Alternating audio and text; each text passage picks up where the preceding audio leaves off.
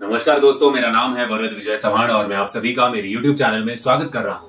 दोस्तों, आज की कहानी है झारखंड की। झारखंड में एक आदिवासी कबीले की कुछ ऐसे परंपराओं की, जिस परंपरा के बारे में अगर आप सुनोगे तो आप हैरानी में पड़ जाओगे कि 2023 में भी लोग ऐसी चीजों में मान्यता रखते हैं।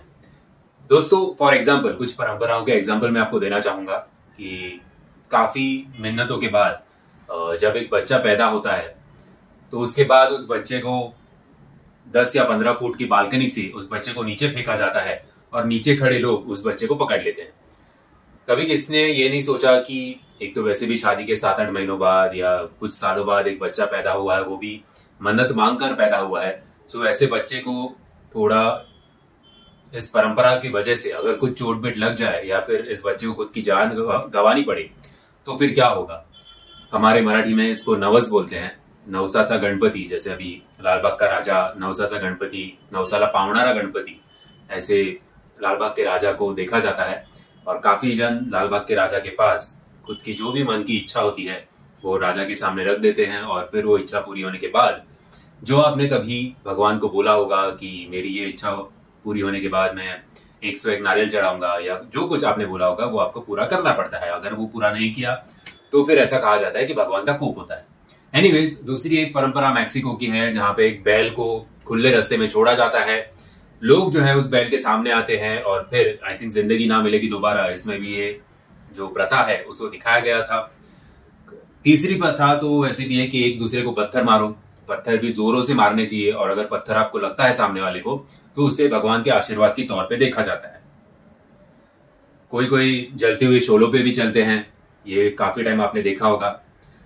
एक गांव में, राजस्थान के एक गांव में ऐसी प्रथा है कि किसी भी किसान की मौत अगर नेचुरल तरीके से नहीं होती है, समझो एक किसान किसी कार एक्सीडेंट में मारा गया, सांप काटने से मारा गया, खेती में कुछ काम करते हुए समझो इलेक्ट्रिक शॉक लगने से या बिजली गिरने से मारा गया, तो उस किसान के शरीर को तब तक जलाया नहीं जाता जब तक उसका कंपेंसेशन इस किसान के घर वालों को नहीं मिलता। राजस्थान की एक घटना है, एक बार ऐसे एक किसान पुलिस के जीप के नीचे आ गया था, किसान की मौत हो गई। 2 पुलिस वाले तभी उस जीप में थे। तो गांव वाले जो है, गांव वाले पुलिस चौकी पे गए। जो पंचायत के सदस्य थे उन्होंने पुलिस वालों के साथ बात की। उनका ये कहना था कि आपके वजह से हमारे गांव का एक बंदा जो है वो मर गया है। इधर जो 2 लोग इस जीप में थे, हम उन 2 लोगों में से एक को मारेंगे, वो भी जान से मारेंगे, या फिर इन दोनों को कुछ पैसा जो है वो इस किसान के घर वालों को देना होगा। सो जान के बदले जान, ऐसी भी एक परंपरा है और ये खास तौर पे आदिवासियों में ज्यादातर पाली जाती है। ऐसे ही झारखंड के आदिवासी की एक परंपरा है, आदिवासी कबीले की, जिसका नाम है पत्थल गाड़ी। पत्थल का मतलब है पत्थर और गाड़ी का मतलब है गाड़ देना। अभी इस परंपरा को जानने से पहले थोड़ा आदिवासियों के बारे में हम कुछ फैक्ट जान लेते हैं। दोस्तों, आज देखा जाए तो भारत भर करीबन 650 आदिवासियों के कबीले हैं। भारत के लगभग 30 राज्यों में आदिवासी जो है वो पाए जाते हैं। 2001 की जनगणना अनुसार तकरीबन 85 करोड़ आदिवासी भारत में आज भी मौजूद है। 85 करोड़ में से तकरीबन 83% जो है वो मध्य प्रदेश, गुजरात, महाराष्ट्र, झारखंड, छत्तीसगढ़, आंध्र प्रदेश, कर्नाटका, वेस्ट बंगाल में पाए जाते हैं और मैक्सिमम जो है वो झारखंड में पाए जाते हैं। अभी आपको पता नहीं होगा कि काफी आदिवासी ऐसे भी है जो अगर किसी बस को या किसी गाड़ी को देखते हैं तो वो भी आज भी हैरान हो जाते हैं कि ऐसी चीज ये क्या है जो एक इंसान से भी ज्यादा तेज भागती है, क्योंकि इतना आज भी वो बाकी की दुनिया से उनको कट ऑफ कर दिया गया है। और ये पाथल गाड़ी परंपरा जो है वो इसी पे आधारित है। इन आदिवासियों का अस्तित्व टिकाने के लिए इस पाथल गाड़ी परंपरा को बनाया गया है। पाथल गाड़ी परंपरा यानी कि एक पत्थर जिसको जमीन में गाड़ा जाता है। जब आप ट्रैवल करते हो, आप एक माइलस्टोन देखते हो जहां पे लिखा होता है, अभी समझो मुझे यहाँ से पूना जाना है तो पूना 100 किलोमीटर, 50 किलोमीटर, 40 किलोमीटर, ऐसे जो पत्थर होता है, ठीक उसी प्रकार से एक पत्थर बनाया जाता है और उस पत्थर पे भारत के संविधान में इन आदिवासियों के लिए जो कुछ लिखा गया है उसे लिखा जाता है और साथ ही में उस गांव की जो कुछ नियम होंगे उसे भी लिखा जाता है। फॉर एग्जाम्पल, ये आदिवासी लोग जो है वो भारत सरकार के किसी भी नियमों को मानते नहीं है। उनके जीने के अलग कायदे होते हैं। वहां पे कोई बाहर वाला पंचायत की परमिशन लिए जा नहीं सकता। अगर कोई बाहर वाला गया भी तो उसको जान उसकी जान पे भी बन आ सकती है, वो खुद की जान से भी हाथ धो सकता है। या फिर मीडिया पर्सन, पुलिस वाले तक बिना इनकी परमिशन के इस एरिया में जाने से डरते हैं। कोई भी बाहर का आदमी यहाँ पे जमीन नहीं खरीद सकता। आदिवासियों को ऐसे लगता है कि उनके इस बिहेवियर की वजह से ही उनका अस्तित्व जो है वो टिक सकता है।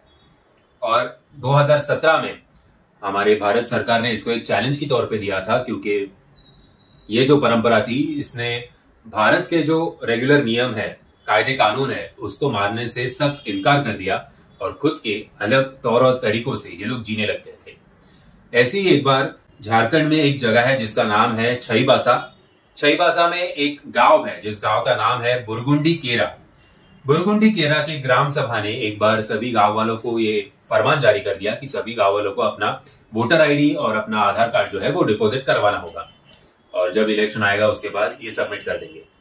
अब ये फतवा आया, पाथलगाड़ी परंपरा अनुसार ये पत्थर पे लिखा गया गांव के। अब तकरीबन 9 लोगों को ये प्रश्न पड़ा कि हम अपना वोटर आईडी और आधार कार्ड जो है वो सबमिट क्यों करें, डिपॉजिट क्यों करें ग्राम सभा के पास।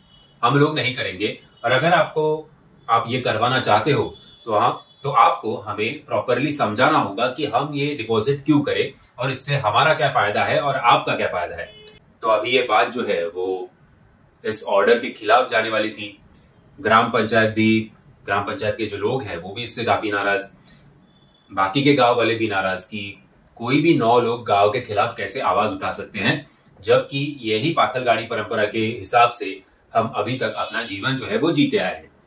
शनिवार रात की ये बात है। शनिवार की शाम को इन 9 जनों ने इस फरमान को मानने से मना कर दिया, इस ऑर्डर को मानने से मना कर दिया। रात को कुछ गांव वाले इन 9 लोगों के घर पे गए, थोड़ी मारपीट हुई, 9 लोगों को जो है वो मारा गया। ये बात वहां के ग्राम पंचायत तक पहुंची।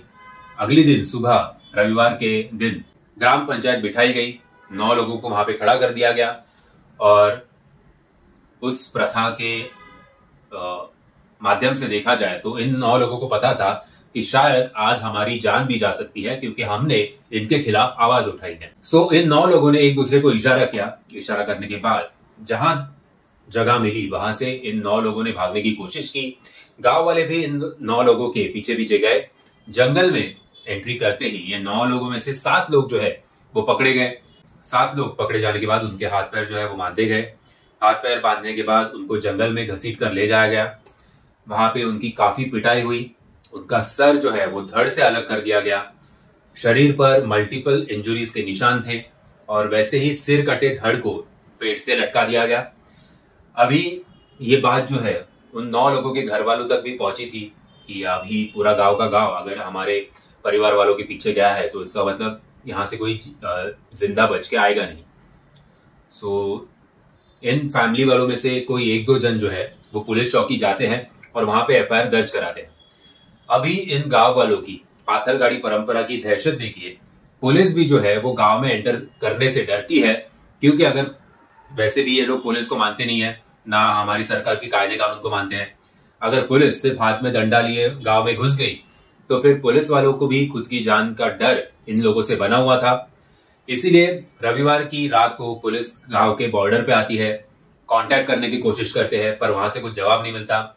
सोमवार की रात को फिर एक बार प्रयास किया जाता है कि बाबा हमें मिलना है और थोड़ी तहकीकात करनी है, लेकिन अंदर से ऑर्डर्स नहीं है। तो पुलिस वालों के भी पैर कांप रहे हैं कि बाबा गांव की बॉर्डर को कैसे क्रॉस करें और गांव को एंटर करके कैसे गांव को ढूंढा जाए। तो पुलिस जो है वो सीआरपीएफ के जवानों को बुलाती है। फिर सीआरपीएफ की जब टीम आती है तब उनके अंडर पुलिस भी गांव के अंदर घुसती है। वहां पे पूछताछ की जाती है गांव वालों के साथ। पूछताछ करने के टाइम अभी इन गांव वालों की हिम्मत देखिए। गांव वाले जो है वो बोल देते हैं कि जी हाँ, इन 9 लोगों में से 2 जन जो है वो भाग गए, लेकिन 7 जनों को हमने मारा और उनके सिर काट दिए। अभी दोषी बोले किसको, क्योंकि ये मॉब अटैक था और एक स्पेसिफिक चेहरा किसी एक पर्सन का नहीं था कि जिसने सिर काटा होगा या किसी ने मारा होगा या किसी ने हाथ बांधा, ऐसे कुछ कोई बोल नहीं था। ये मॉब अटैक था, तो किसी को गिरफ्तार भी नहीं कर सकते। उनके गवाही पर कि हाँ बाबा हमने मारा है, वहां पे रखा है, जाओ देख के आओ। तो जो डायरेक्शंस वो लोग ने बोले थे उस दिशा में सीआरपीएफ के जवान और हमारी पुलिस जाती है। वहां पे वो बॉडी मिलती है। बॉडी मिलने के बाद जिस प्रकार से, जिस निर्दयी तरीके से इन लोगों को मारा गया था वो देख के ये सारे भी चौंक जाते हैं। बॉडी को पोस्टमार्टम के लिए भेजा जाता है, लेकिन जैसे मैंने आपको कहा कि मल्टीपल इंजुरीज, इंटरनल ब्लीडिंग, इसकी सब वजह से, और सिर तो काट दिया था, तो इसलिए इन लोगों की मौत हो गई। अभी जो तब के वहां के सीएम थे जिनका नाम था हेमंत सोरेन, उन्होंने तो कहा था कि हम न्याय दिलाएंगे, पीड़ित परिवार को न्याय दिलाएंगे, लेकिन वो खुद और उनके बेटे भी पत्थलगाड़ी परंपरा के समर्थक है। उनके इलेक्शन मैनिफेस्टो में भी ये बात थी कि हम आदिवासियों का अस्तित्व जो है वो टिकाए रखेंगे।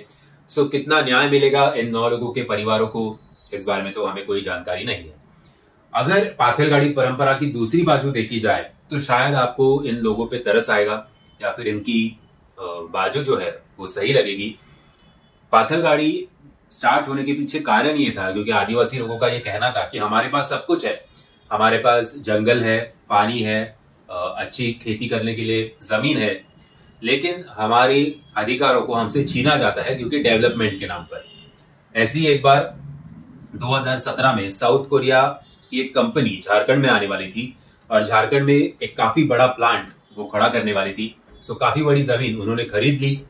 जमीन खरीदने के बाद जब काम शुरू होने वाला था, उसके पहले दिन पाथलगाड़ी का एक पत्थर उस जमीन में गाड़ा गया और उस पत्थर पे ये लिखा था कि अगर आप में से किसी ने इस जमीन पे कब्जा करने की कोशिश की तो फिर जो होगा उसके लिए हम जिम्मेदार नहीं हैं, आपको आपकी जान से भी हाथ धोना पड़ सकता है।